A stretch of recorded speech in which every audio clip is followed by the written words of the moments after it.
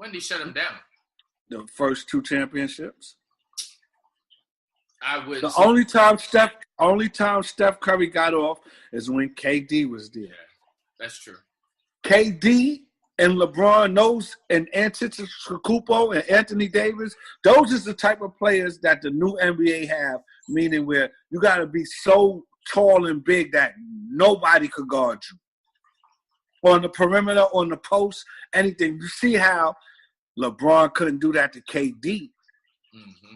We watched him do it to Derrick Rose. We watched him do it to dude in Toronto. We watched him do it to Steph Curry. But now when there's a dude 7 feet, 6'11" with that shake and bake, he couldn't do it. You know about Zion? Zion Williamson, yeah, he's going to do it. Yeah. What you think about him? You think he's the real deal? He's going to have to develop a jump shot.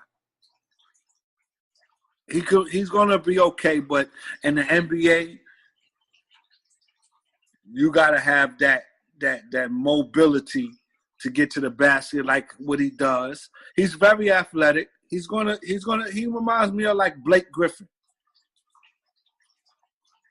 Yes, I'm talking about not when I say reminds me of Blake Griffin is the things he can do on the court. Okay. They don't have to look like Blake Griffin. They have the same similar skill set. So Blake Griffin got a little set short jumper now, but when he first came into the league, he was just a flyer. Yeah, exactly, yeah. All he could do is athletically get to that rim. He used to dunk some crazy That's stuff. what Zion Williamson is. Yeah. He's just left-handed, so it looks different. But they still have the same skill set. So he's going to have to develop. And I think Duke was the right place for him to develop, too. I think so. It all depends. It depends on his – could be checking out. It all depends on his commitment to excellence. See, you got to understand something. I told you this in our first podcast, like when I was talking about Carmelo Anthony. Carmelo Anthony doesn't have a commitment to excellence. He's the same player he was in Syracuse that he is today. He didn't get better, ever. Damn, that's true. So you didn't say it like that the first time, though. Yes, I did. You got to listen to it. You condensed it just now. You just said that in distance. Right. Yeah, that's right. But, you got to look at it. Kobe Bryant had a commitment to excellence. Even LeBron James, Michael Jordan. I'm going to give you a name out there. The guy from Portland. Damian Lillard. Damian Lillard. He gets better every year. He does. When you go to the summertime and say, damn, my jump shot is not where I need it to be, and you come back in October, November, and your jump shot is hitting, that tells me what you did in the summer. Melo Melo is a victim of his own fame. And what I mean by that is he was so nice, so young, that he felt like he couldn't get no better. Mm-hmm. And that's why I say he didn't have a commitment to excellence, because you got to know you're not excellent because you're not winning. Yeah. And then the hunger for more kicks in. Like, damn, what do I have to do to win? I thought he was nicer than LeBron when he first came in, to be honest. He was. Yeah. But LeBron's commitment to excellence surpassed him. You got to understand something, right? It's different forms of selling out. You know you can sell out to actually do good, too. You know that, right? Mm-hmm. And what I mean by that is LeBron James sold out to win. You see what I'm trying to say? Mm-hmm. He gave it his all. He went back to, even if he had to cheat the game. Yep. That's how bad he wanted to win. So the point I'm trying to make about Zion Williamson is it all determines on his commitment to excellence. The ability is there. The potential athleticism is there. the potential is there. Now it's what you put into it is what you're going to get out of it. We can see Melo don't put nothing into it. That's why he ain't got nothing out of it. That's true.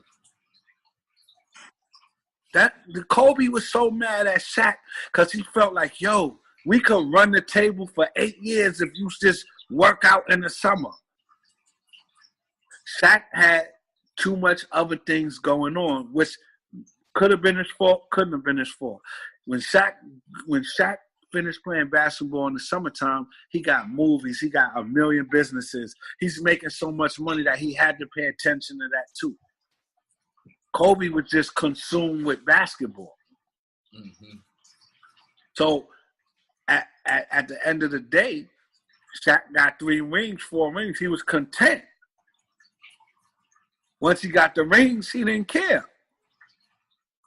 Shaq could have got 8 too. He could have got 8. This is what I'm trying to say. So that's when your commitment to excellence is going to determine what type of person or player you are. And that's not even in basketball. That's in everything. Business, that's in everything. That's like what we doing, right? Our commitment to this shit is going to determine how far we go with it. You see what I'm saying? Fact. And we have a universal law. That is. Right. We're in the infant stage, but at the end of the day, it still applies to everything. Just like what we was talking about with domestic violence, with a marriage, all of that plays a part in life. How committed you are to having a successful anything, marriage, relationship, business, parenting, everything. That all falls under that. What is your commitment to excellence? And that tells the story on people. You see what I'm saying? Children who get full scholarships for academics are committed to excellence, and the schools and the teachers see it, and they give them that. The ones that doesn't, that don't mean they're stupid. That means they're not committed like the other ones are to academic excellence. And that's what they get out of it, because that's what they put in it. A free college. I want you to come to my college because you're so committed to academics that I want your name on my college wall. You see what I'm saying? Yeah. That's how you gotta take a concept and make it broad and make it it's almost like a law or like it's like you live based off principle and law. I have to. Everything is like I said. Because you could take one thing, like I may know this one thing, but I'll only use it in this one thing. But you showed me just through conversing is that you could take this one thing can actually and apply it to other things in other areas too. Yeah. Exactly, because you have to understand something, right?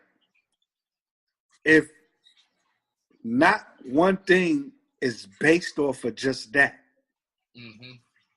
You see, remember when Michael Jordan said, I needed things to fuel me. So that was other things, because he was already so good. So now, if you just said, oh, you ain't hitting the jumper today, he used that as, all right, now I got to go out there and hit 50 jumpers on you. He used other things and put it into that realm of competitiveness. Okay, so give us 3 books that we must read. Give us 3 books that we should have in our library. Right now, what's the I got this book called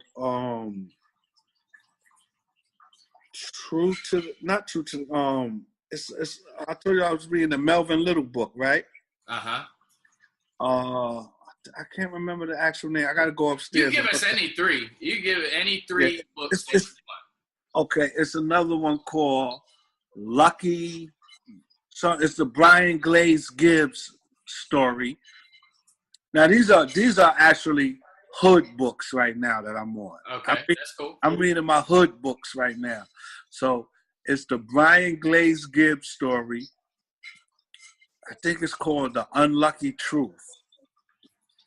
I have to look it up. I'm gonna have to actually give you the titles because right now I can't remember them. But it's the Melvin Little story, the Brian Glaze Gibbs story, and I actually read the Infinity Gauntlet. It's a comic book, but they put them all into one book. Mm-hmm. It's about Thanos, the guy that's coming out on a new Marvel movie. Okay. It's like one of the top comics in the ever. So if you like comics, if you read, because it's in a book, so it's all of the chapters in one book. I would tell people to read that. It's actually a good comic. All right. It's called Infinity Gauntlet. But I have, I like to switch it up. I don't read just one type of book. And now I really like to read. I like audiobooks. Oh, you do like audiobooks? Yeah, I do like audiobooks. So I'm in the car, I listen to them and stuff like that. Because I really don't be having too much time to sit down and read anymore. That's what's up. I got to get into these audio, but I still like the paper. The audiobook for me, I could look at it vividly. I was like, when they saying it to me, I can imagine it. But everybody's not into audiobooks, but some people are, and some people don't like reading. So I tell people, if you don't like to read, get the audiobook. You're gonna get the same knowledge out of it. You know what I'm saying? But I definitely tell people to read audiobooks now. Well, listen to audiobooks. Because you got to understand something. A lot of people can't read and don't read, but that's where all the knowledge is at. So for me to tell them to listen to audiobooks now, it's still them getting the knowledge. You see what I'm saying? Once again, you took the principle and you spread it out. It's like, yo, you get the book. If you don't want to read a book, fine. We got another way you can still get the information. Exactly. Because there's no reason to not get your knowledge. See, in today's day, right, especially with our children, we're using the technology wrong. These are smartphones, but a lot of people is doing dumb things with them. The internet, it's really a learning tool for information that's processed fast. So if you're using it correctly, you should have an abundance of knowledge. It's not for just applications and Instagram and Twitter and all of that stuff like that. No, this internet and this technology that we have today in our hands is so rich in things. Like you can actually buy a house that has nothing in it and go on YouTube and fix your whole house up without even hiring a contractor. If you want to learn how to write a screenplay, it's on YouTube. Yeah, some people don't even turn on their computer if they're not online. Like if they don't have the internet or Wi-Fi, they don't even use their computer, and that's ridiculous. This is what I'm trying to say. So crazy. At the end of the day, we have to understand that the times are changing, but you have to change with the times. Like me and my wife, right? We was just talking to my youngest daughter. We was telling her all the things that we had when we was little that she doesn't even know nothing about. Like she wants a typewriter now because we was telling her like we had to type our work. We had a house phone. We didn't have remote controls and flat screens and just all the stuff that they got. Like they in the 21st century, we come from the 20th century. Payphones. We were telling them we didn't have cell phones. When we was 9 years old, we didn't have our own cell phone. Nah. You see what I'm saying? We didn't have a tablet or a laptop and all. We had to type.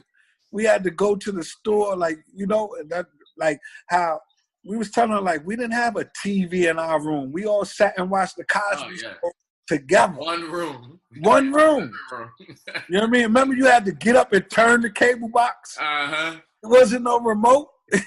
So that was a tough duty. The person that had to get up